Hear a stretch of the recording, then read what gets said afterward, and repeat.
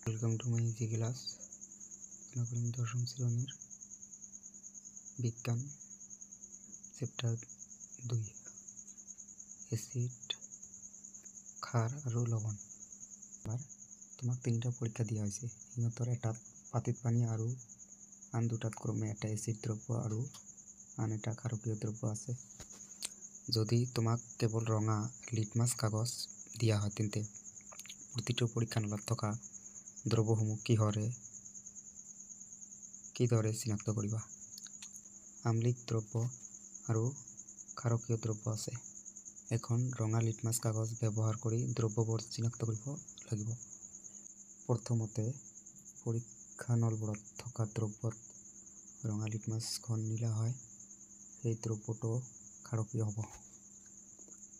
এতিয়া দ্বিতীয় পৰীক্ষানলত আকৌ এই ৰঙাৰ পৰা নীলা হোৱা নীলা লিটমাছখন দিয়াত যদি কাগজখন ৰঙা হয় তেতিয়া সেই দ্ৰব্যটো হ'ব আম্লিক, আৰু যদিহে লিটমাছ কাগজৰ বৰণ পৰিৱৰ্তন নহয় তেতিয়া সেই নলত পানী থকা বুলি বুজাব। আৰু তৃতীয় নলত যদি নীলা লিটমাছখন ৰঙা হয় তেন্তে তাৰ দ্ৰব্য আম্লিক হ'ব। 1 নম্বৰ, দৈ আৰু টেঙা খাদ্যবস্তু পিতলৰ আৰু তামৰ পাত্ৰত থোৱা নহয় কিয়? উত্তৰ: দৈ আৰু টেঙা খাদ্যবস্তু পিতলৰ আৰু তামৰ পাত্ৰত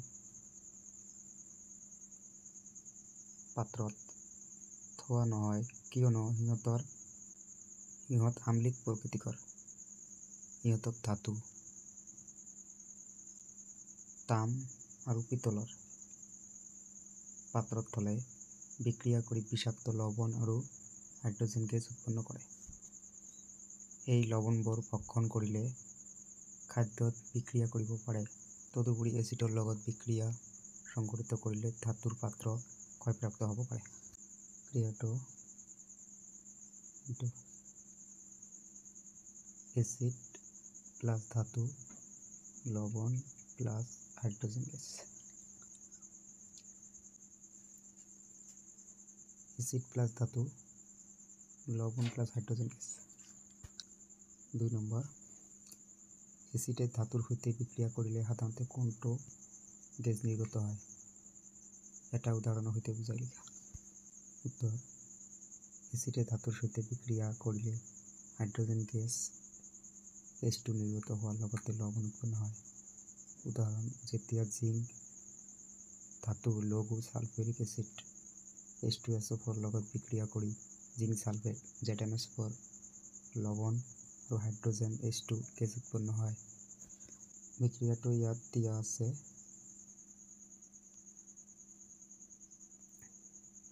Zn ইয়াত Zn প্লাছ H2SO4 তাপ দিলে ZnSO4 প্লাছ হাইড্ৰজেন উৎপন্ন হয়। 3 নম্বৰ, এটা ধাতৱ যৌগ এ লঘু হাইড্ৰক্লৰিক এচিডৰ সৈতে বিক্ৰিয়া কৰি বুৰবুৰণি সৃষ্টি কৰে। উৎপন্ন হোৱা গেছটোৱে এডাল জ্বলি থকা মম নুমায়। বিক্ৰিয়াটোত উৎপন্ন হোৱা এটা যৌগ কেলছিয়াম ক্লৰাইড হ'লে বিক্ৰিয়াটোৰ বাবে সন্তুলিত সমীকৰণটো লিখা। ইয়াত কি কৈছে? সন্তুলিত সমীকৰণটো লিখিব কৈছে। উত্তৰ: ধাতৱ যৌগ এ লঘু হাইড্ৰক্লৰিক এচিডৰ সৈতে বিক্ৰিয়া কৰি বুৰবুৰণি সৃষ্টি কৰে আৰু উৎপন্ন হোৱা গেছটোৱে এডাল জ্বলি থকা মম নুমায়। ইয়াৰ দ্বাৰা আমি জানো যে বিক্ৰিয়াটোত গঠন হোৱা গেছটো কাৰ্বন ডাই অক্সাইড। যিহেতু বিক্ৰিয়াটোত উৎপন্ন হোৱা এটা যৌগ কেলছিয়াম ক্লৰাইড, গতিকে ধাতৱ যৌগ এ নিশ্চিতভাৱে কেলছিয়াম কাৰ্বনেট CaCO3।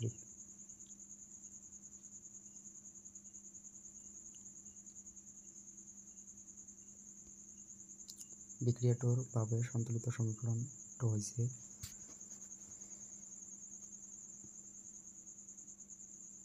এইটো।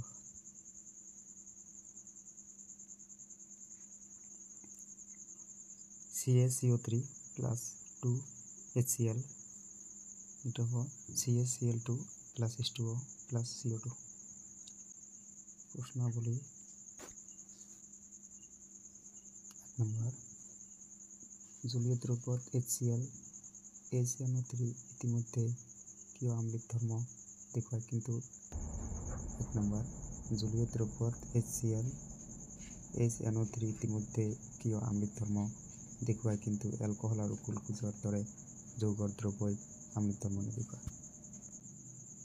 উত্তৰ জলীয় দ্ৰব্যত HCl HNO3 ইত্যাদিৰ দৰে এচিডসমূহে আম্লিক ধৰ্ম দেখুৱায় কাৰণ সিহঁতৰ জলীয় দ্ৰব্যত হাইড্ৰনিয়াম আয়ন H3O পজিটিভ বা H পজিটিভ উৎপন্ন কৰে। আনহাতে এলকহল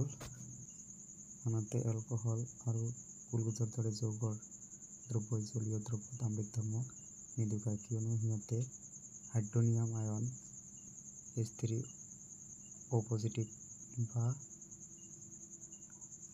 H প্লাছ উৎপন্ন নকৰে। 2 নম্বৰ এচিড এটাৰ জলীয় দ্ৰব্যই কিয় বিদ্যুৎ পৰিবহন কৰে? উত্তৰ এচিড এটাৰ জলীয় দ্ৰব্যই কেটায়ন H3O পজিটিভ বা হাইড্ৰনিয়াম ধনাত্মক আয়ন আৰু এনায়ন X ঋণাত্মক আয়ন উৎপন্ন কৰে। আয়নবোৰ আদানৰ বাহক হোৱাৰ বাবে এচিড এটাৰ জলীয় দ্ৰব্যই বিদ্যুৎ পৰিবহন কৰিব পাৰে। এই ৰিয়েকশ্যনটোৰ পৰা ক'ব পাৰি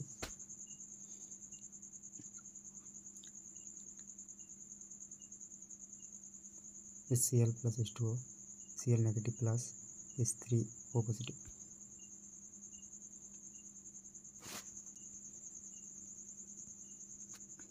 3 নম্বৰ শুকান HCl গেছে কিয় শুকান লিটমাছ কাগজৰ ৰঙৰ পৰিৱৰ্তন নঘটায়? উত্তৰ এচিডে কেৱল পানীৰ উপস্থিতিতে হাইড্ৰজেন আয়ন H পজিটিভ বা হাইড্ৰনিয়াম আয়ন H3O পজিটিভ উৎপন্ন কৰে। এই H পজিটিভ আয়নবোৰ সিহঁতৰ আম্লিক ধৰ্মৰ বাবে দায়ী। শুকান লিটমাছ কাগজত আৰ্দ্ৰতাৰ অনুপস্থিতিৰ বাবে শুকান HCl গেছে H পজিটিভ উৎপন্ন কৰিব নোৱাৰে। সেয়ে শুকান HCl গেছে শুকান লিটমাছ কাগজৰ ৰঙৰ পৰিৱৰ্তন ঘটাব নোৱাৰে বা নঘটায়।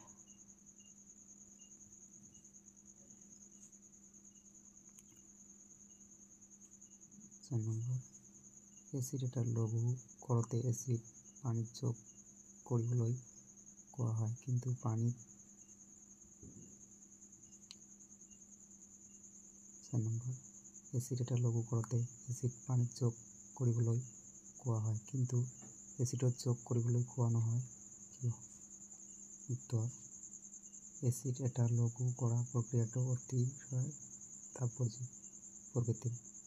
গাঢ় এচিডত পানী যোগ কৰিলে উৎপন্ন হোৱা প্ৰচুৰ পৰিমাণৰ তাপৰ বাবে মিশ্ৰণটো বাহিৰ ফালে সিঁচৰিত হৈ পৰিব পাৰে আৰু জুই লাগিব পাৰে। স্থায়ীভাৱে অত্যাধিক তাপ উৎপাদনৰ ফলত কাঁচৰ পাত্ৰটো ভগাৰ সম্ভাৱনা থাকে।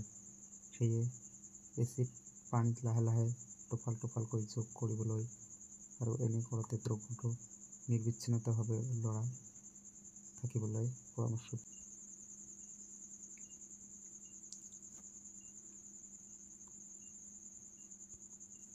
5 নম্বৰ এচিডৰ দ্ৰব্য এটা লঘু কৰোঁতে হাইড্ৰনিয়াম আয়নৰ গাঢ়তা কিদৰে পৰিৱৰ্তন হয়? এচিডৰ দ্ৰব্য এটা লঘু কৰোঁতে প্ৰতি এক আয়নত H3O পজিটিভ সংখ্যা হ্ৰাস পায়। ইয়াৰ ফলত হাইড্ৰনিয়াম আয়ন H3O পজিটিভ গাঢ়তা হ্ৰাস পায় আৰু লগতে এচিডৰ তীব্ৰতা হ্ৰাস পায়।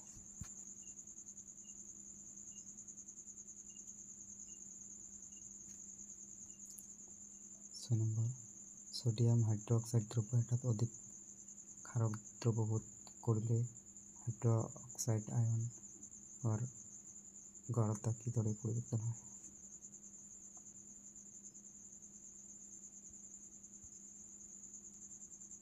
উত্তৰ ছডিয়াম হাইড্ৰক্সাইডৰ দ্ৰব্য এটাত অধিক ক্ষাৰক দ্ৰৱীভূত কৰিলে প্ৰতি একক আয়নত হাইড্ৰক্সাইড আয়নৰ সংখ্যা বৃদ্ধি পায়। ইয়াৰ ফলত হাইড্ৰক্সাইড আয়নৰ গাঢ়তা বৃদ্ধি পোৱাৰ লগতে ক্ষাৰকৰ তীব্ৰতা বৃদ্ধি পায়।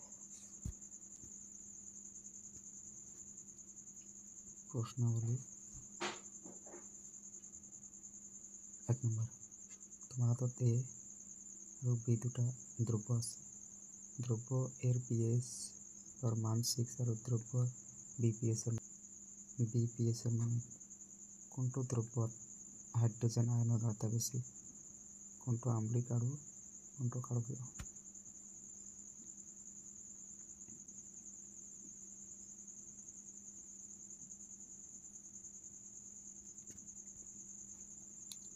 উত্তৰ, একটা দ্ৰব্যত হাইড্ৰোজেন আয়ন H পজিটিভ H3 O পজিটিভৰ গাঢ়তা অধিক হলে পিএইচৰ মান কম হয় আৰু H পজিটিভ H3 O পজিটিভৰ গাঢ়তা কম হলে পিএইচৰ মান অধিক হয়। যেহেতু দ্ৰব্য এৰ পিএইচৰ মান 8, গতিকে দ্ৰব্য বিৰ তুলনাত দ্ৰব্য এৰ হাইড্ৰোজেন আয়নৰ গাঢ়তা বেশি।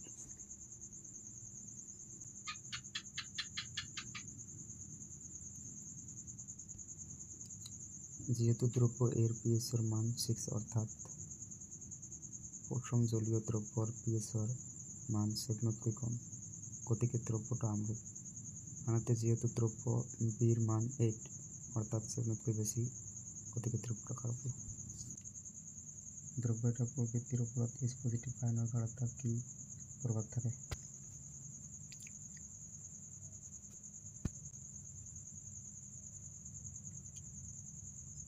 উত্তৰ, যেহেতু এসিডৰ তীব্ৰতা H পজিটিভ আয়নৰ সংখ্যাৰ ওপৰত নিৰ্ভৰ কৰে, গতিকে H পজিটিভ আয়নৰ গাঢ়তা বৃদ্ধি হলে দ্ৰব্যটো অধিক আম্লিক হয় আৰু H পজিটিভ আয়নৰ গাঢ়তা কম হলে দ্ৰব্যটো কম পৰিমাণে আম্লিক আৰু অধিক মাত্ৰাত ক্ষাৰকীয় হয়।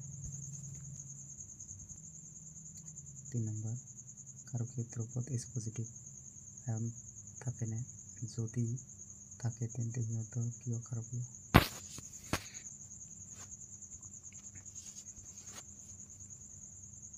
উত্তৰ, হয়, ক্ষাৰকীয় দ্ৰব্যতে H পজিটিভ আয়ন থাকে যিবোৰ পানীৰ আয়নীকৰণৰ দ্বাৰাই উৎপন্ন হয়। অৱশ্যে ক্ষাৰকীয় দ্ৰব্যত H পজিটিভ আয়নৰ গাঢ়তা হাইড্ৰোজেন আয়ন H নেগেটিভৰ গাঢ়তাতকৈ কম, সেয়ে এনে দ্ৰব্য ক্ষাৰকীয়।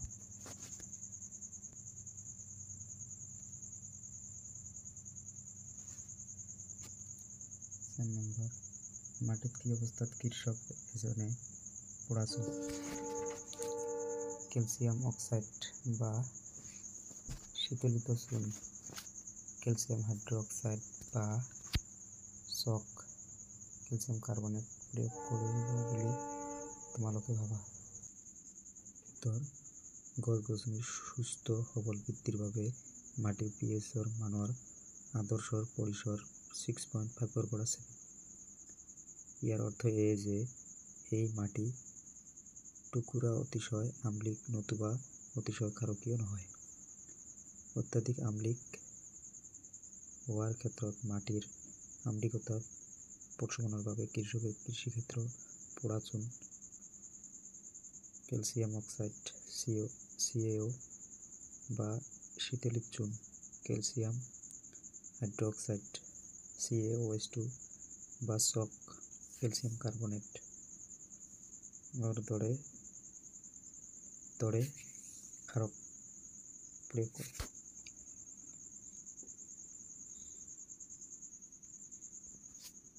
প্রশ্নাবলী নাম্বার 1, যৌগ CaOCl2 সাধারণ সংকেত কি। উত্তর, যৌগ CaOCl2 সাধারণ সংকেত হল ব্লিচিং পাউডার।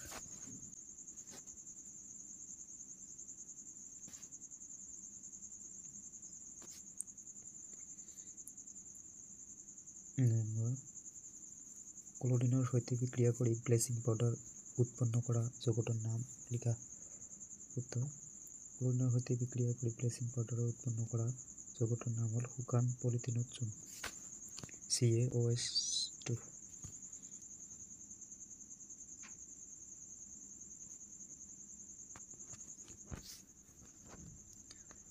কঠিন 3 নম্বৰ। কঠিন পানি কোমল করার কারণে ব্যবহার করা সোডিয়াম যৌগটার নাম লেখা। উত্তর, কঠিন পানি কোমল করার কারণে ব্যবহার করা সোডিয়াম যৌগটার নাম হল কাপড় ধোয়া সোডা, Na2CO3 10:2।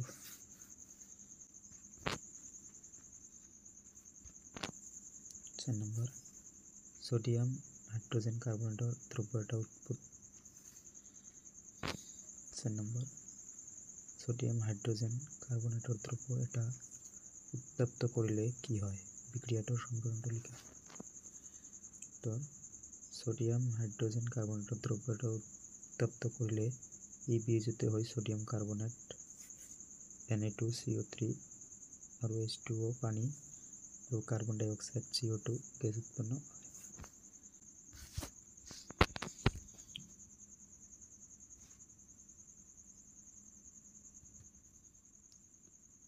এই বিক্রিয়াটার সমীকরণটা হচ্ছে 2NaSCO3 Na2CO3 plus H2O plus CO2। 5 নম্বর, প্লাস্টার অফ প্যারিস আর পানির মাজর বিক্রিয়াটা দেখো বলে এটা সমীকরণ লিখা।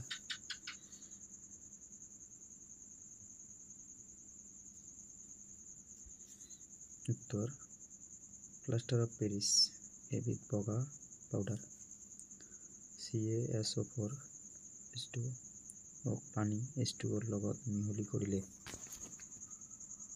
জিপসাম লৈ এবিধ টান গোটা পদাৰ্থ পৰিৱৰ্তন হয়। প্লাষ্টাৰ অফ পেৰিছ আৰু পানীৰ মাজৰ বিক্ৰিয়াটো দেখুৱাবলৈ এটা সমীকৰণ লিখা। উত্তৰ, প্লাষ্টাৰ অফ পেৰিছ এবিধ বগা পাউডাৰ CaSO4 H2O পানীক H2O লগত মিহলি কৰিলে জিপসাম লৈ এবিধ টান গোটা পদাৰ্থ পৰিৱৰ্তন হয়।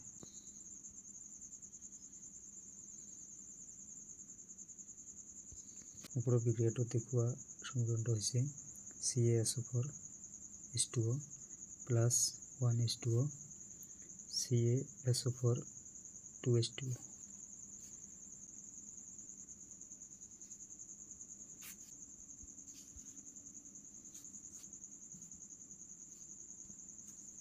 9 নম্বৰ, এটা দ্ৰব্যই ৰঙা লিটমাছ নীলা কৰিলে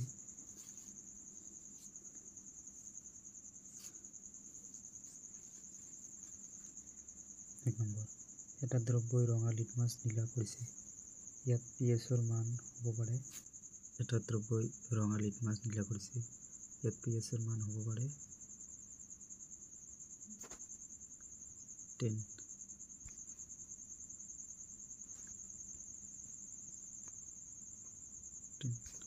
কাৰণ খাৰুকীয়া হ'ব লাগিব।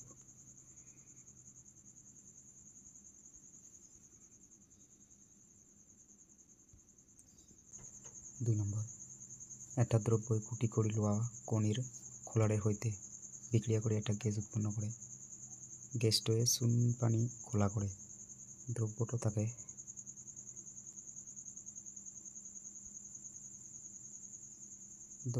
থাকে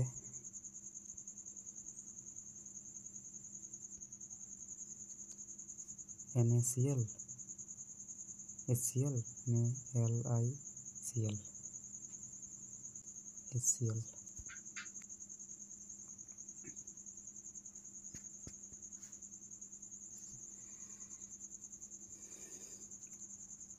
3 নম্বৰ, NaOH দ্ৰব্য এটাত 10 ml HCl দ্ৰব্য এটাত 8 ml সম্পূৰ্ণভাৱে শোষিত কৰে। যদি আমি একেটা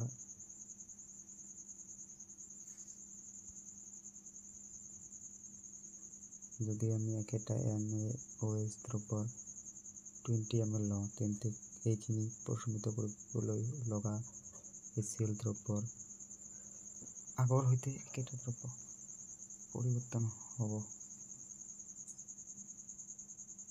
শুদ্ধ উত্তৰটো 16 ml। শুদ্ধ উত্তৰটো 16 ml। 4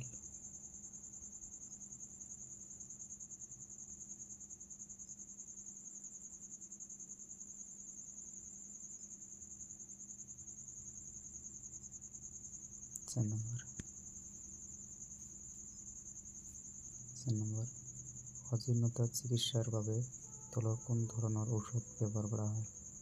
A নম্বৰ এন্টিবায়োটিক, B নম্বৰ বেদনানাশক, C নম্বৰ অম্লনাশক আৰু D নম্বৰ বীজাণুনাশক। অম্লনাশক।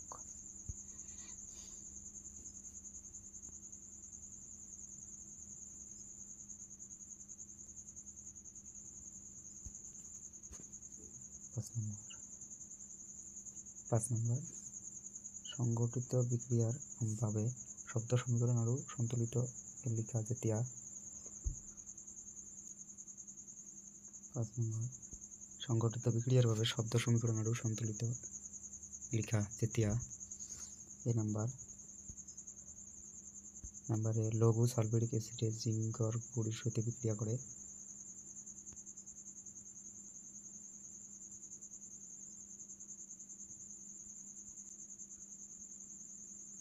দুই নম্বর লঘু হাইড্রোক্লোরিক অ্যাসিডে ম্যাগনেসিয়াম ফিতার সাথে বিক্রিয়া সালফিউরিক অ্যাসিডে অ্যালুমিনিয়াম পাউডারের সাথে বিক্রিয়া করে। লঘু হাইড্রোক্লোরিক অ্যাসিডে লোহার গুড়ির সাথে বিক্রিয়া করে। উত্তরটা হবো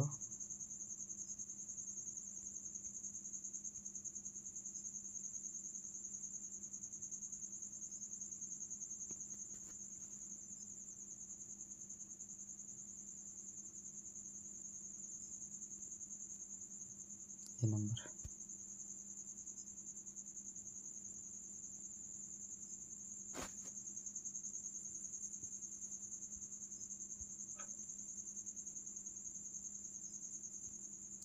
দুই নম্বর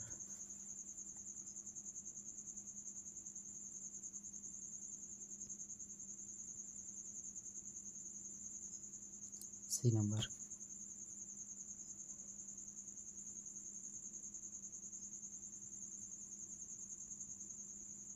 ডি নাম্বার।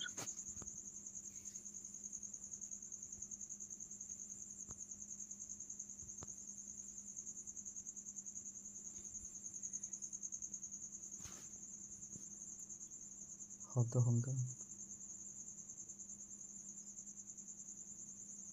জিঙ্কর গুড়ি প্লাস লঘু sulphuric acid zinc sulphate plus hydrogen.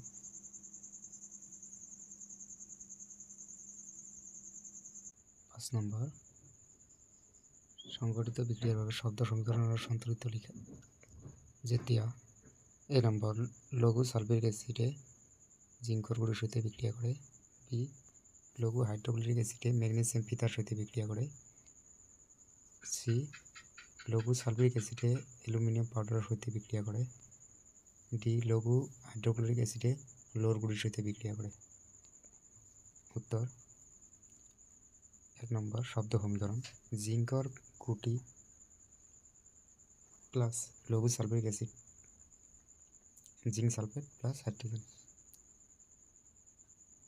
Chemical রিঅ্যাকশনটা ইয়াত দিয়া আছে Z10 plus H2SO4 Z10SO4 H2।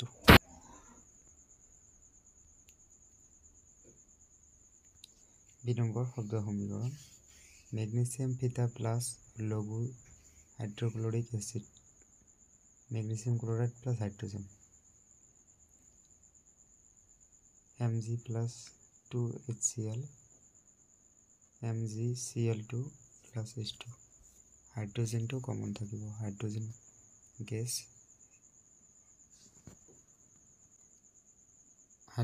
Gas হৈ আছে।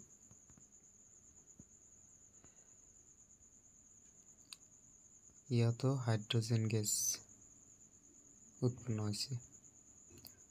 শব্দ সমীকরণ অ্যালুমিনিয়াম পাউডার প্লাস লঘু sulphuric acid aluminium sulphate plus hydrogen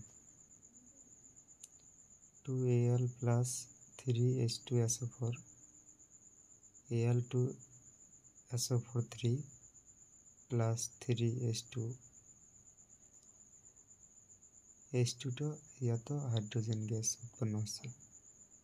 শব্দ সমীকরণ লোহার গুড়ি প্লাস লঘু hydrochloric acid iron plus hydrogen Fe plus 2HCl FeCl2 plus H2 ইয়াতো হাইড্রোজেন গ্যাস উৎপন্ন হয়েছে।